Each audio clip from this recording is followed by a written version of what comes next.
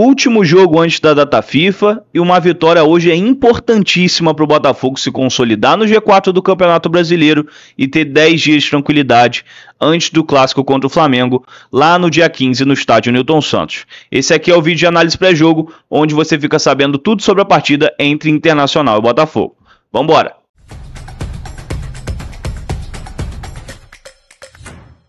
Eu sou Gustavo Bandeira, jornalista e botafoguense, e aqui nesse vídeo de análise pré-jogo você confere todas as informações sobre a partida entre Internacional e Botafogo, jogo que acontece hoje às 6h30, lá no estádio Beira-Rio, em Porto Alegre, no Rio Grande do Sul. Partida válida aí pela 26ª rodada do Campeonato Brasileiro. Bom, vamos para as informações básicas da partida. A partida vai ter transmissão apenas pelo Premier, mas você já sabe, aqui no nosso canal do YouTube do Fogo na Rede, a gente transmite todas as partidas do Botafogo, hoje diretamente do nosso estúdio, já que o jogo é fora de casa, mas é uma transmissão de botafoguense para botafoguense, que eu tenho certeza que você vai curtir. Todos os botafoguenses que assistem com a gente gostam bastante, a gente lê todos os comentários, dá voz ao torcedor, uma transmissão que eu tenho certeza que você vai se identificar, porque é feita especialmente para você, torcedor alvinegro. Então eu te espero aqui a partir das 5h30, hein? Tira o sonzinho do Premier, bota a minha narração, os comentários do Theo e do Gabriel, que eu tenho certeza que você vai gostar. Bom, outras informações básicas aí sobre a partida.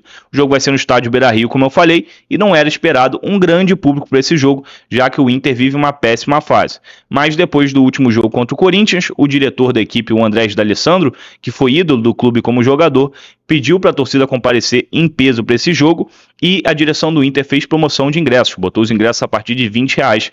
Então a expectativa é que a gente tenha um público aí acima dos 20 mil no Beira-Rio, bem diferente dos últimos jogos em que a gente viu ali contra o Corinthians 12 mil, no outro jogo lá 9 mil, então assim, a tendência é ter um Beira-Rio um pouquinho mais cheio, que vai ser chato pro Botafogo, mas nada absurdo também, a gente vai falar sobre as dificuldades da partida daqui a pouco. Bom, árbitro do jogo vai ser o Flávio Rodrigues de Souza, da Federação Paulista e do quadro FIFA. Essa vai ser a vez de número 30 que ele vai apitar um jogo do Botafogo na carreira, já apitou bastante jogos do Glorioso. Nesse Brasileirão, inclusive, ele apitou 4. A vitória sobre o Sport lá na Ilha do Retiro por 1-0, vitória sobre o Juventude por 3-1 em Caxias do Sul, vitória por 1-0 sobre o Atlético Mineiro no Newton Santos e derrota por 1-0 lá na Fonte Nova para o Bahia, em Salvador. O árbitro paulista tem ao todo aí 159 jogos apitados no Campeonato Brasileiro da Série A. Foram 4,6 cartões amarelos aplicados por jogo, uma média de 4,3 cartões vermelhos aplicados por jogo e 45 pênaltis marcados no geral. O VAR da partida também é da Federação Paulista, vai ser o senhor Rodrigo Guarizo Ferreira do Amaral.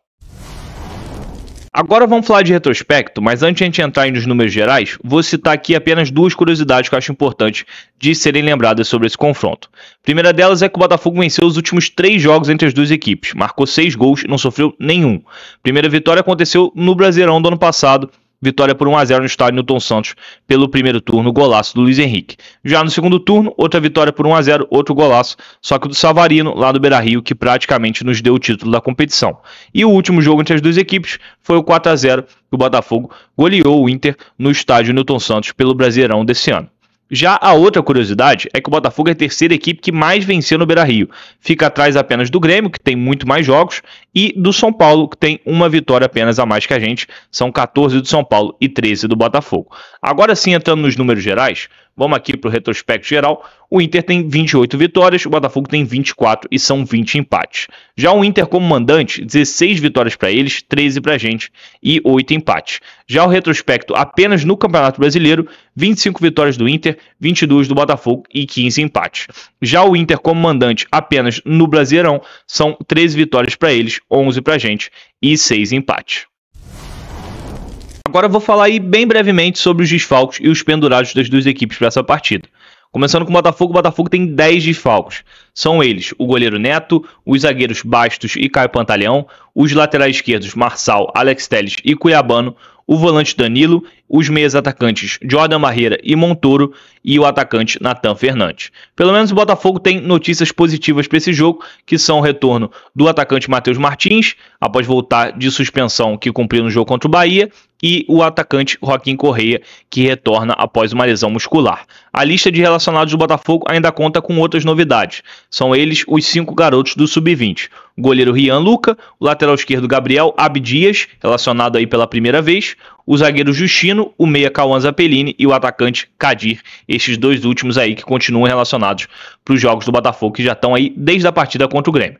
Já os desfalques do Inter são apenas 3. O goleiro Rocher, o meio-campista Alan Rodrigues e o atacante Gustavo Prado. Já os pendurados do Botafogo, Matheus Ponte, Nilton e Marlon Freitas. Se tomarem cartão amarelo, não enfrentam o Flamengo no clássico do dia 15. Já os pendurados do Inter, Cleiton Sampaio e Borré. Agora vamos aqui para o campinho tático para eu te mostrar as prováveis escalações e como as duas equipes devem jogar. Começando com o Botafogo, Léo Link no gol, Vitinho lateral direita, Gabriel Bahia na zaga pela direita, no lugar do Caio Pantaleão que está machucado, Barbosa na zaga pela esquerda e David Ricardo de lateral esquerdo, já que eu falei que todos os nossos laterais esquerdos estão machucados, né? São desfalques para esse jogo. Então o David Ricardo que entrou no último jogo para substituir o Cuiabano que estava pendurado ali, talvez já tivesse cansado também. Enfim, até entrou bem, tomou um amarelo, mas faz parte também. O David Ricardo cumpriu sua função no jogo contra o Bahia e deve ser o lateral esquerdo nesse jogo, a não ser que ele use o Matheus Ponte como lateral esquerdo, que ele já usou em alguns jogos no Nilton Santos, entrando ali no segundo tempo. Eu não duvidaria, acho uma possibilidade, mas acredito que ele vai realmente começar com o David Ricardo.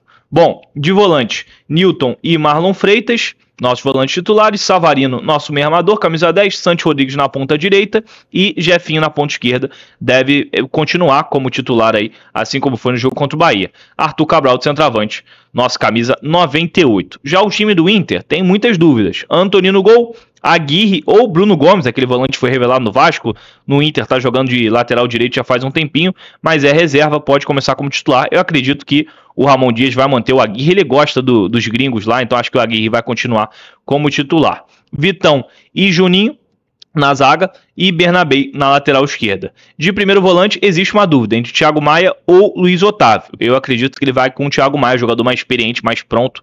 Enfim, acho que o Thiago Maia vai ser titular.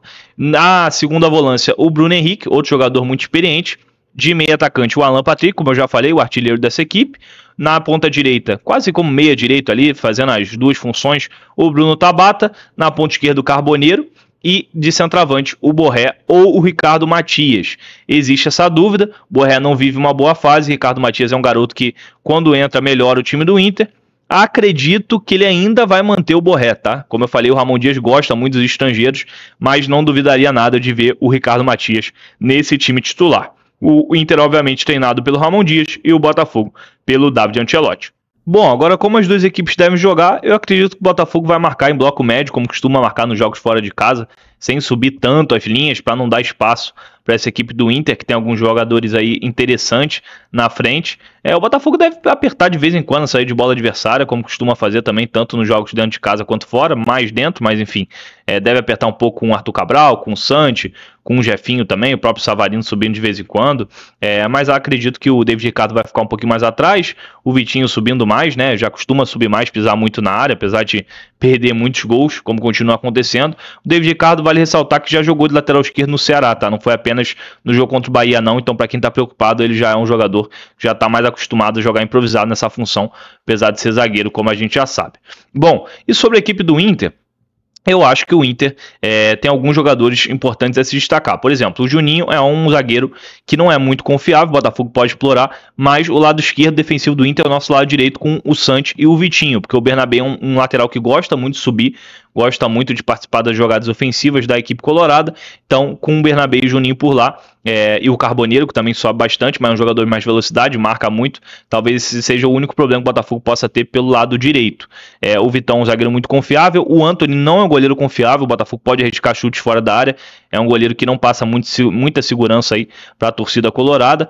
O Aguirre já é um lateral direito mais defensivo, por isso que eu falei Botafogo atacar pelo nosso lado direito, né, não pelo lado esquerdo, muito com o David Ricardo, que não deve subir bastante. O Jefinho deve ser o único jogador caindo mais por ali, talvez com o apoio do Savarino. O Bruno Tabata é um jogador que não é muito de recomposição, já tem uma certa idade, se não me engano ali 29 anos, jogou no Palmeiras, enfim, um jogador mais de toque de bola, não deve subir muito também, mas é um jogador que pode deixar espaços, mas o Aguirre é um lateral mais defensivo do que é o Bernabé, por exemplo, que gosta muito de subir, como eu falei. No meio campo, Thiago Maia, se jogar um jogador de mais qualidade de bola, né, mais qualidade técnica, se jogar o Luiz Otávio vai ser de mais marcação. O Bruno Henrique, jogador, como eu falei, também muito experiente, assim como o Thiago Maia, assim como o Alan Patrick, mas que vive um péssimo momento.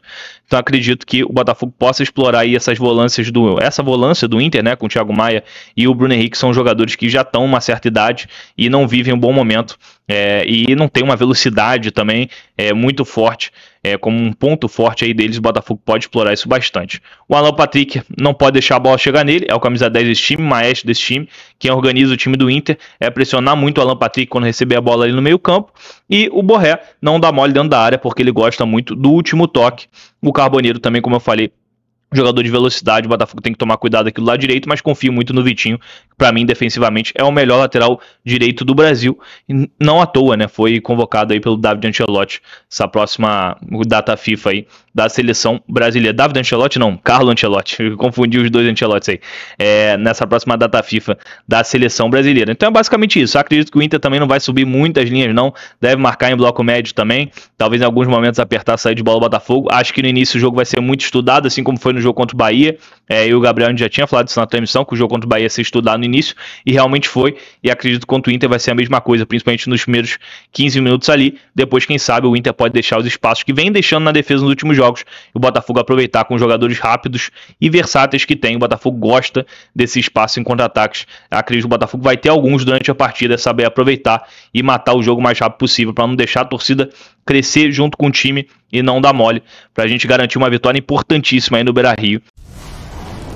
É isso, galera. Você chegou até aqui, muito obrigado. Deixa o like, se inscreve no canal, que isso é muito importante para fortalecer o nosso trabalho. A gente agradece bastante. Bota aí nos comentários quanto é que você acha que vai ser o jogo e fica ligado, como eu já falei aqui no vídeo, na nossa transmissão, a partir de 5h30, transmissão de Botafoguense para Botafoguense, que nosso canal do YouTube vem junto com a gente torcer pro Botafogo buscar uma vitória importantíssima lá no Beira-Rio. E outra, tem live com mais um convidado especial na terça-feira. Dessa vez, o Igor Melo, da Rádio Craque Neto, vai estar aqui para resenhar e falar muito de Botafogo com a gente. Beleza? Te espero aqui, hein? A partir de 5h30 hoje e na terça-feira para uma live especial com mais um convidado ilustre. Tamo junto, saudações alvinegras.